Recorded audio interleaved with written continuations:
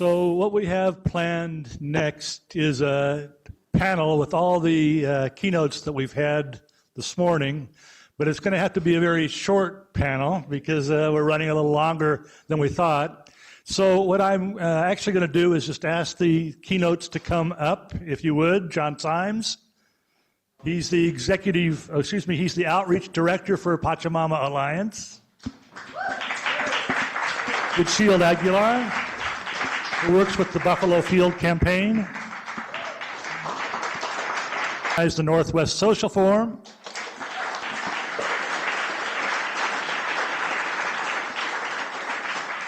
Caitlin Sopoci-Belknap, who is with Move to Amend, the Executive Director of Move to Amend.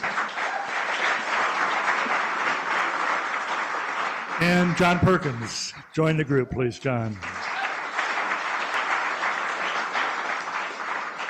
So what I originally had planned to do was to ask them all a question that they could all respond to, but I think probably the best thing for us to do is to open up the floor, give the mic to people in the audience, and let you ask questions. So where's the mic person? We have a person with a mic? We have a floater for that, don't we, somewhere? No, that one. Randy's got it. Okay. So yeah, just follow the hands, and I'll give this mic to you guys. Okay. Well, here in Eugene, we've got a great big elephant in our living room. The little sticker here says legalize survival. And we have an issue because we have about 3,000 people living without a roof over their head. We have legal accommodations for about 60. And I'm wondering, I'd like to hear from any of you how this issue of homelessness and our treatment of the homeless, how that fits into the overall spectrum of the crisis our world faces. Apparently Monica's an expert on that, and I'm going to pass the mic to her in a second. It's hard to imagine inside a dream of interconnection that anybody would be left without shelter. It's hard to imagine inside a dream of interconnection that anybody would be left without food. In a world that's got so big and we've got ourselves to be so small, we can walk past other people who are suffering and not feel it in our hearts. It's a symptom of the way we're living, the dream that we're living in. And I don't think that will necessarily keep people warm or fill their bellies. But it's an insight that helps us see the direction that we've got to travel. Thank you for your question. Thank you for your question and bringing up the horrible epidemic of homelessness. I think that, right now in our country, there are 5 empty buildings and homes for every homeless person. And I think that it speaks to that. What's not true is that any of us value private property over people, but what's true is that the system that we live within thinks that that is more important. And so what we do need to do is change that and say, no, people are more important, and those people need to be in those homes and be protected because that's there for people to use. The other thing that you brought up was how people are treated.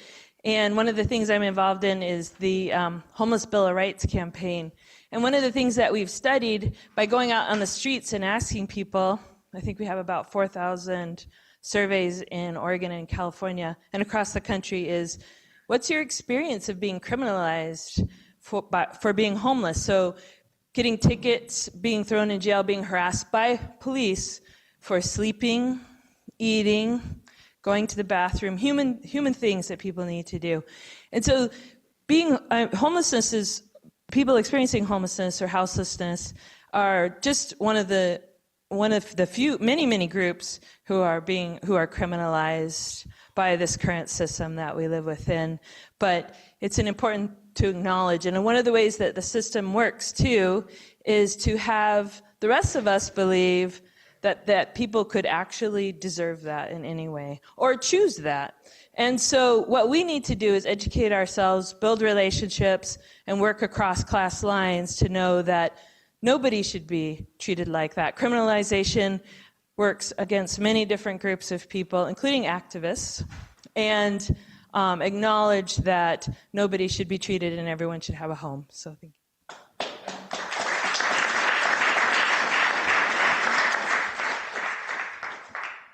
Good evening. It's really nice to be here this evening, and for those that are not in the room, I'll stand in solidarity with a lot of people, a lot of youth that are not in this room. We have to let our vision be world embracing, and in this world embracing, our virtue of trust is what I want to talk about. And I want us to consider in this spiritual fulfilling dream that we are trying to have, how at an international level in the UN, bringing together countries to sign protocols to lessen their footprints in things, countries don't trust each other in negotiations. Oh, you do it first. Oh, no, you do it first, you know. And so we have that macro, and then in our own communities, I don't see our youth here. I haven't seen our youth at a lot of things. So what kind of trust, what kind of unity do we have in this movement? I think we should be looking very deeply at who's not in this room and who's not a part of this conversation. And in this trust, in the state of Oregon, people like me are, there's a small percentage, very small percentage. But in the prisons, it's a 5-to-1 ratio, people like me compared to people like you. And so I'm wondering where we're going to establish this trust when we're actually going to take this trust into our individual lives. And the dream that we have is the dream that we have with each other. We affect each other's dreams. So when do we take it upon ourselves to start affecting our family's dream, our children's dream? Every child we see standing outside homeless in Eugene, when are we going to stop and say, hey, we're dreaming this new dream. What do you have to say about it? Can you influence our dream? Can we have some trust? So if you would speak about the virtue of trust, because we are bringing very diverse people together all over the world to kind of coalesce. Others might have stuff to add. Thanks. Am I doing this right? Okay. Oh, we're supposed to say that the audience one should be a little lower and ours should be higher. Okay. What was I going to say? I think that lots of times the lack of trust is based on a history that's really real, and that it's important that that be recognized first. And I think that the principle of if you're bringing privilege to the situation, to the table, whatever it is, that it's really on you to take those first steps, to put yourself out there, to take risks, and to prove that you're willing to make yourself uncomfortable in order to show trust, and also to be humble, and to be willing to make mistakes and to be corrected on those mistakes. And so those are some of the, I think, principles that are needed for us to have any kind of real trust. And I think that, and this isn't what I heard you saying, but I think that lots of times we kind of just say, yeah, you know, we're all one human family, let's all trust each other. But we can't, as a white person, I don't think that it is legitimate for me to say that to anybody who isn't white, and to expect that they are going to take me at my word, that I'm not going to just turn and use my privilege tomorrow to kind of walk away and step away. And that, unfortunately, is the history of what has happened, not just in this country, but all over the world, the countries that don't trust our country. And so it's really important that we show our allyship and partnership, and not expect trust, but earn it. That's what okay. Like this. So I want to add to this dream weave yet another piece of trust and of respect, and of pulling together all these different age gender, race, this country, that country, by speaking to two things I'd like to hear your feedback on. One is entitlement. And so entitlement to me means nobody knows where we came from, but we came vis-a-vis wombs and we ended up on this rock, and we all deserve clean water, fresh air, local, non-toxic, non-messed with by some laboratory food, and we also deserve safe place to rest. That's the only entitlement on this planet. Any corporation, any power over paradigm is not entitled. So power over paradigm is what I'd first like to ask you to speak to, because we are on some land here where my ancestors, somewhere back there, they were made slaves and taken over way back when, and then some people with the same pigmentation came here and took this land. And so I'd like to know, power over, domination, how do we get that out of the picture, which makes the corporate control nightmare go away? Were you speaking to Good Shield?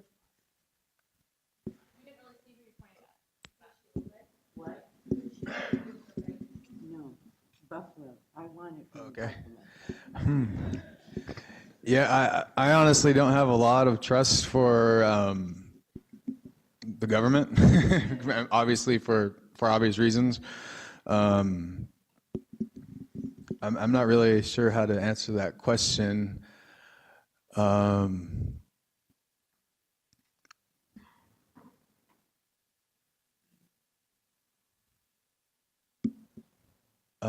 Well, I can say honestly that I am mixed. You know, I'm Lakota, I'm Yaqui, I'm also Irish, French, and Spanish.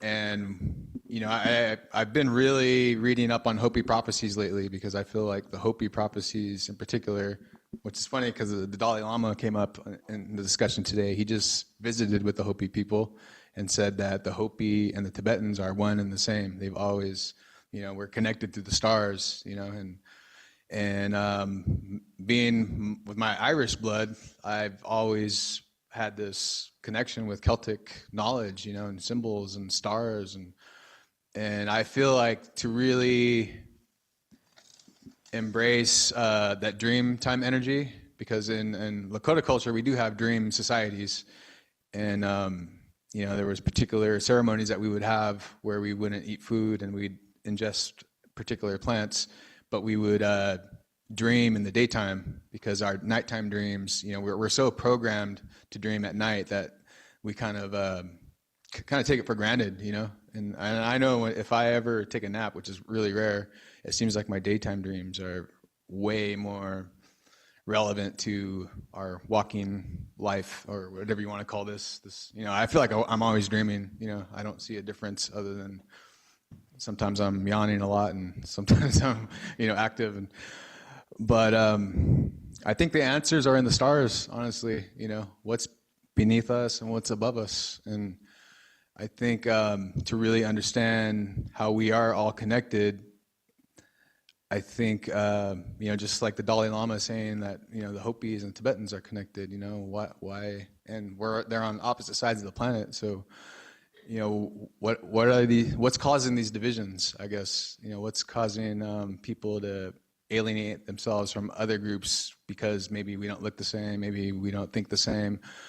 But I think when it comes down to it, you know, just like you were saying, clean water, clean food, a place to be, you know, just be free, be, you know, not have any fear, not worry about being sick or anything. That's pretty much what it comes down to. And as far as the dream goes, you know, I believe, you know, the prophecy that the Hopis say, you know, we need to get back to the garden. You know, that river is flowing really fast right now. And there's a lot of people I can't even say a lot of people. I'd say the minority of the people who are kind of running the show, even though they're smiling in front of the camera, I feel like they're very afraid of losing what they have. And, you know, and we are the majority, you know, and there's no color difference, you know, even though, unfortunately, because of the media, the way it is, you know, the TV tells us that we have to consider ourselves to be different. But I wouldn't be surprised if I found out I was other, you know, my genetic makeup, you know, because I just feel connected with everybody, you know, and even though I didn't grow up that way, I experienced racism, you know, I still do, but I don't hold that against them. You know, it's something that happened to them when they were little kids. And so that's, and I have 3 sons, so that's kind of what I teach them too, you know, and their mother is Dutch. So, you know, I feel like, you know, the stars and the earth, that's, you know, I think, when certain native gatherings, they speak of the winged ones, they speak of the 2-leggeds, the 4-leggeds, the ones that swim, and the creepy crawlies. But I think the most important one that's overlooked is we call the standing silent nation, which is basically the trees, the plants.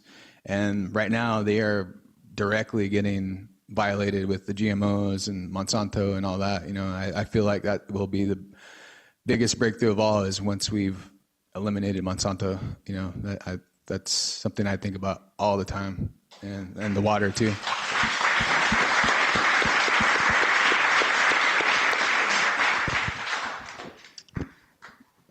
I have a quick question. It's been really wonderful to hear all of you speak today, but something that this gentleman pointed out earlier actually made me wonder what we can each do as a community to get more young people involved and to get more community that might challenge these ideas. It seems like this room is filled with a lot of wonderful people who may have come in already believing that we're ready for a change and already believing in this new dream, but maybe each of you could quickly give us one example of what we could do to make a bigger impact with the youth and to make next year's symposium maybe a bigger turnout of young people and maybe more motivated young people. I was looking at this fostering peace through education, and my path of choice, I was thinking, wow, how'd that happen? Is education, because I've worked with rainforest and I've worked with bison and I've worked with all these things, and I found education got dropped. So I was going to ask, could each of you share how can we embrace education, which is embracing the youth?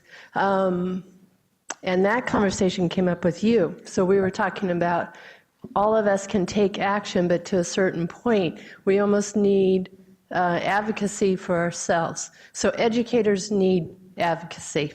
Youth needs advocacy. So if you could add that to the question. Well, I'll respond and pass the mic and see. So I'll resist the temptation to give a complete answer, but I want to thank the first 2 questions here and say that something that links the issue of trust and entitlement is that we learn to understand. Let me just speak it as who I am. I have to learn what whiteness has conferred on me, and I stand as a white heterosexual male from the UK. Okay, and so I have to learn and unpeel everything that's bestowed on me, and find. So let's talk about young people particularly. I've got to find the interest in young people inside of me as a genuine interest, and then I got to shut up and listen. And I'm afraid I've been raised to do rather more of the talking and perhaps have other people listening. And as you get older, the dynamic reinforces that older speak to younger. I see, yeah, and we recognize that dynamic. So for me to unpick that, I got to learn to recognize what's conferred on me by the body I'm in, and then I've got to unlearn all of that. And I've got to get real interest in the other people that I want to be relating to. And that's some of what I've learned. And for next year's Peace Symposium, please invite Generation Waking Up, who've taken the Pachamama Alliance work They're a young people's organization. They've taken it, interpreted the work, young people interpreting it for young people. So invite them in to do what they would call, we'd call it the Awakening the Dreamer, Changing the Dream Symposium. They'd call it the Wake Up, and you'd love it. Thank you.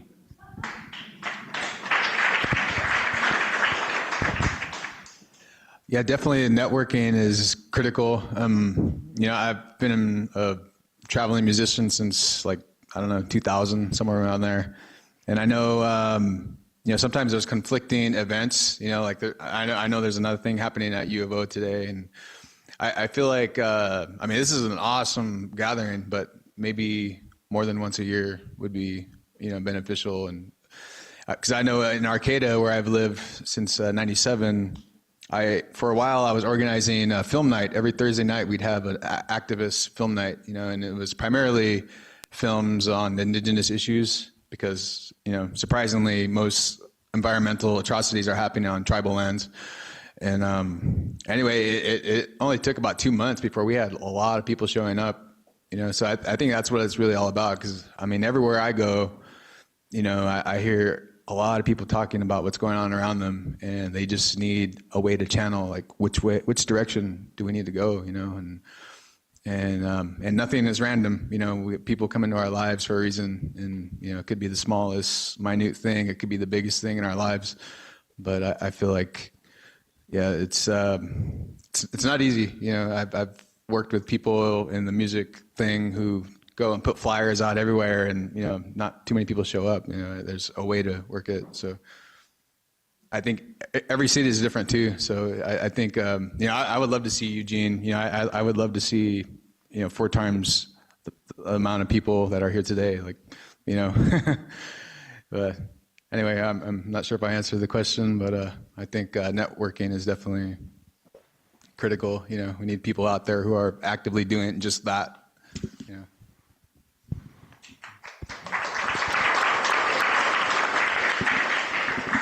I think that the most important thing we can do for any group is to ask the question, what's important to you? And to really listen and to not assume what's important.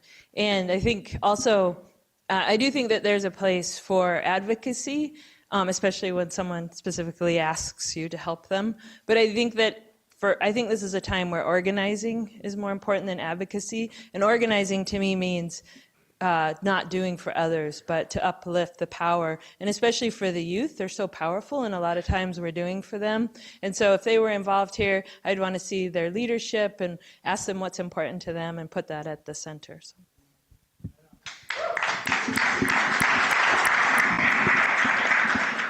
I think what Monica and John said was perfect. I guess I would just reinforce that you have to make the space for people. And I started doing this when I would be considered like a youth. I'm not probably anymore, although in the circles that I run in these days, people like to put me in that category, but I'm a grown-up.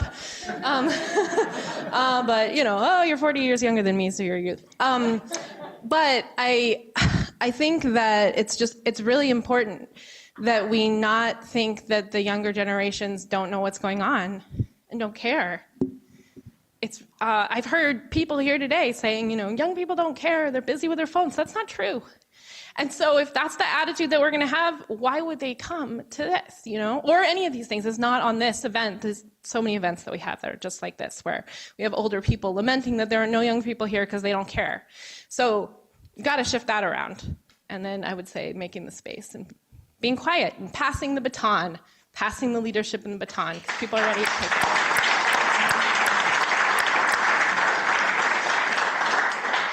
Something amazing is happening already. Confessions of an Economic Hitman came out about 10 years ago. I've been on a constant road trip ever since, all over the world, and lots of times at universities. And typically when I speak at a university, I ask to have a dinner beforehand with a dozen to 3 dozen students. And at that dinner, I say, hey, you're going to hear from me in the next couple hours, so I just want to hear from you tonight. I want to go around the table and hear, why are you here? Why are you at this university? What are your goals? 10 years ago, especially at business schools and graduate schools, all I heard was power and money. We want power and money, that's why we're here. I don't hear that much anymore. Now I hear, well, I want to have kids. I want to change. I want to change the world. I also hear, but I've got $250,000 worth of college loans, so I'm going to have to go to work for the big corporation for a while. And that's, of course, part of the plan.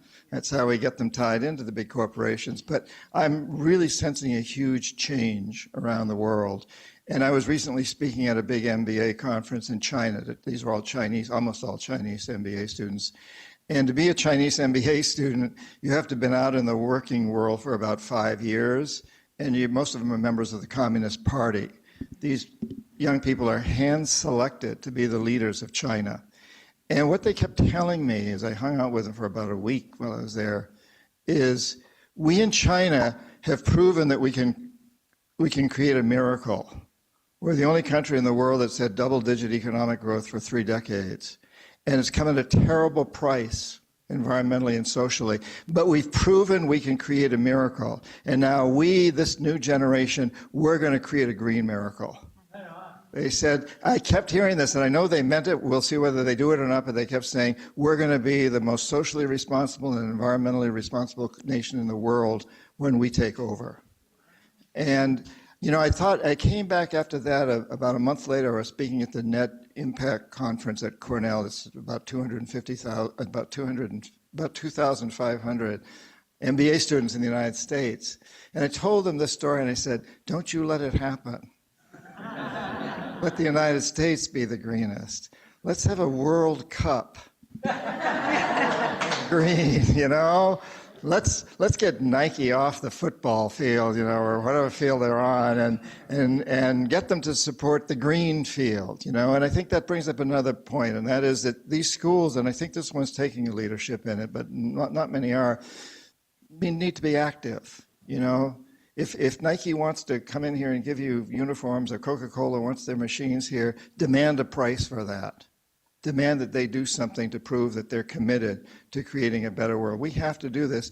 I spoke a lot of times at the University of Wisconsin about 5 years ago. I was going around there telling them that they had to get Nike off their uniforms, and they did.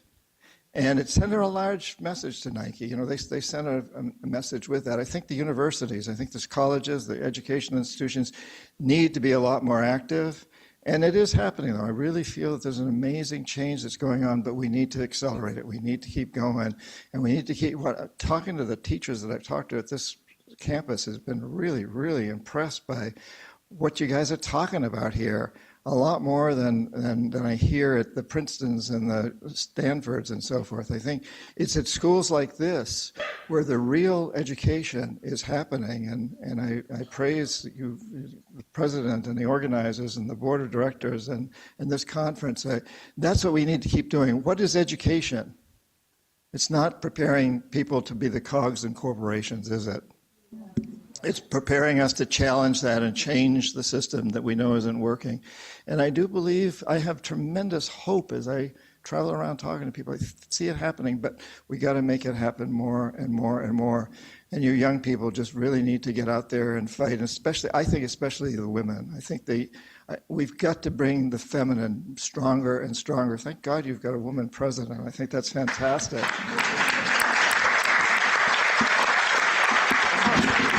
The men have to bring out our feminine side more, too. We have to open to this nurturing, to the womb. The earth is the womb, and we all have to open to that. We have to bring out this feminine quality of receptivity, of nurturing, of honoring life in the womb, instead of the man quality, which is typically kind of destructive, the warrior side, which can be necessary at certain times. But right now, what we really need is the womb, the nurturing.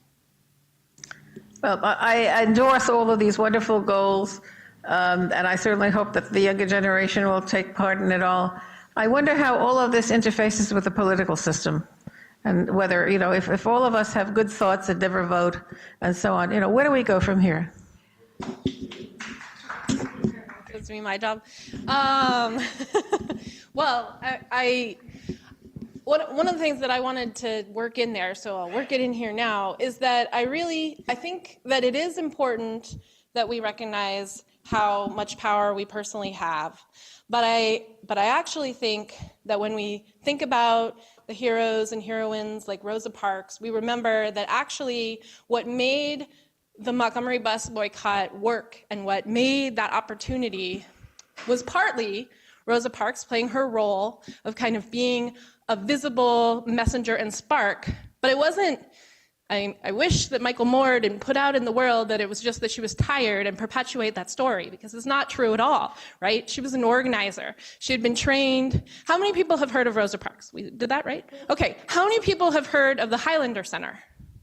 Yeah, okay, that's a problem, because the Highlander Center is where Rosa Parks was trained, along with Martin Luther King and all of the organizers of that boycott that actually planned and prepared. And so it wasn't just a whim one day that she was sick and tired of it all, right? It was an organized act of civil disobedience that only came after they had organized the whole community to be ready, so that everybody didn't just have to spontaneously say we're not riding the buses anymore and bring the town to its knees, but actually to be able to know, that we're going to get people to work and we're going to be able to function and we're going to basically build a whole alternative system to get our needs met while shunning the situation to show that we're not going to participate in it. And that is a movement. That is an organized people. That's not an individual just standing up because she's moved. That is actually people making plans, strategizing, and figuring out a leverage point that is important to focus on. And so I think that we can't leave out that part of the story, because it does a disservice to thinking of what we're going to do and what our response is going to be, and it oversimplifies the situation. And so I think that what's needed now is for us to have those courageous leaders, because we always need those courageous leaders, and I'm sure there's many in this room, but we also have to recognize that that in and of itself has never been what has made the change. It's been organized movements that have actually done that, and so that's what we need to build.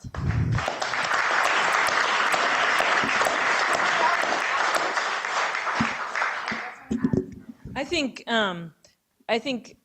that we're going to have a big struggle in the near future, I hope, around who gets to be involved in the debates, and I think we should all be involved in that, and say many, many more parties, not just the two parties that benefit from our suffering and don't care about us, should be involved in the debates. So.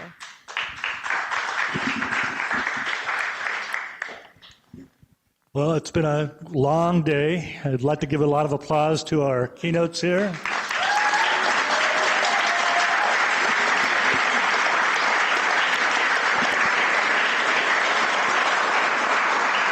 And somewhat in response to Sylvia's question, tomorrow we have 2 workshops going on.